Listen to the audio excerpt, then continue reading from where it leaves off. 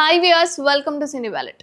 చాలా మంది హీరోలు షూటింగ్లో గాయపడడం మనం చూస్తూనే ఉంటాం. ఇది సర్వసాధారణం. దాదాపుగా అందరూ హీరోలు షూటింగ్స్లో ఊహించని ప్రమాదాల్లో గాయపడుతూ ఉంటారు.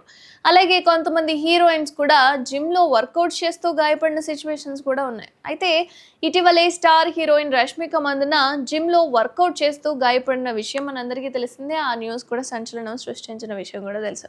అయితే కాలికి గాయం అవడంతో రష్మిక వీల్ చైర్లో తిరగడం అనేది మనం చూసాం. తాజాగా మరో హీరోయిన్ కూడా జిమ్లో గాయపడినట్లుగా తెలుస్తుంది. ఆమె కోలుకోవడానికి ఇంకా 6 నెలలు పడుతుందట. ఇంతకు ఆ హీరోయిన్ ఎవరు అంటే, మొన్నటి వరకు టాలీవుడ్లో తోపు హీరోయిన్, ప్రస్తుతం కూడా అనుకోండి, కాకపోతే సినిమాలు ఎక్కువగా లేకపోవడం వల్ల ఆమె ఎవరంటే, ఒకప్పుడు టాలీవుడ్లో స్టార్ హీరోయిన్గా రాణించిన భామ రకుల్ ప్రీత్ సింగ్. రకుల్ ప్రీత్ సింగ్ 2024 అక్టోబర్లో జిమ్లో వర్కౌట్ చేస్తుండగా వెన్నుక అనేది గాయమైందట. ఇక ఆమె 80 కిలోల బరువును డెడ్ లిఫ్ట్ చేసే సమయంలో ఈ గాయం అనేది జరిగింది. ఆ సమయంలో వెన్ను నొప్పి ఉన్నప్పటికీ కూడా దాన్ని పట్టించుకోకుండా వ్యాయామం కొనసాగించడంతో ఆ గాయం కాస్త ఇంకొంచెం ఎక్కువైపోయిందనమాట. ఈ విషయాన్ని ఆమె సోషల్ మీడియా ద్వారా అభిమానులతో పంచుకుంది. దాంతో ఆమె అభిమానులు ఆందోళన వ్యక్తం చేస్తున్నారు.